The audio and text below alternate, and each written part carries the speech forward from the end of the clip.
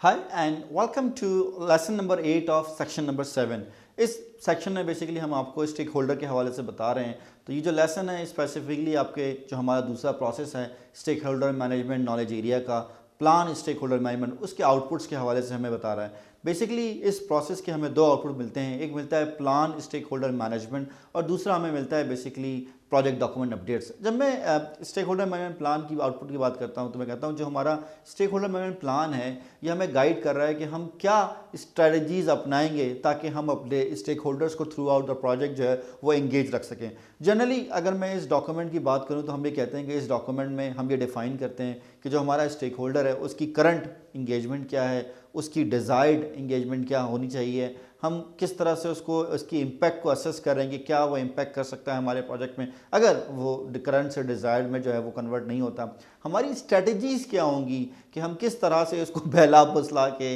या उसको एंगेज करके या उसको एंगेजमेंट से रोक के कि भाई अब आपकी ज़रूरत नहीं है कि हम उसको जो है आप उसकी करंट स्टेट से हम अपनी डिज़ायर्ड स्टेट पर ले आएँ और उसको कैसे कम्युनिकेट करें, हमारा क्या कम्युनिकेशन का मेथड होगा, क्या कम्युनिकेशन की जो है हमारी स्ट्रेटजी होगी कि जिसके ज़रिए हम उसको जो है वो एंगेज रख सकें। जनरली जब हम बात करते हैं स्टेक होल्डर मैनेजमेंट प्लान की तो अक्सर लोग इसको कंफ्यूज करते हैं कि जनाब कम्युनिकेशन मैनेजमेंट प्लान में भी तो स्टेक होल्डर के हवाले से ही बात कर रहे होते हैं। देखिए जनरली जब हम बात करते हैं तो हम कहते हैं स्टेक होल्डर मैनेजमेंट प्लान में तो हम ये बता रहे हैं कि why we need to communicate him, the reason for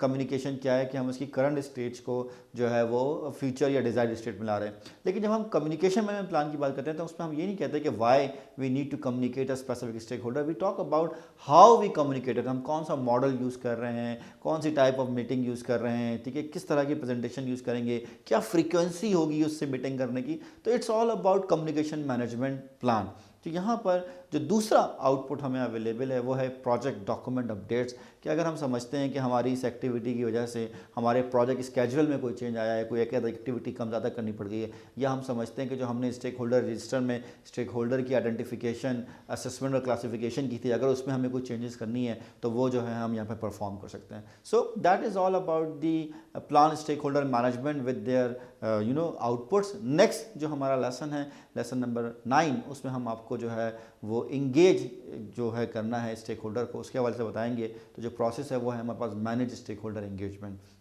thank you.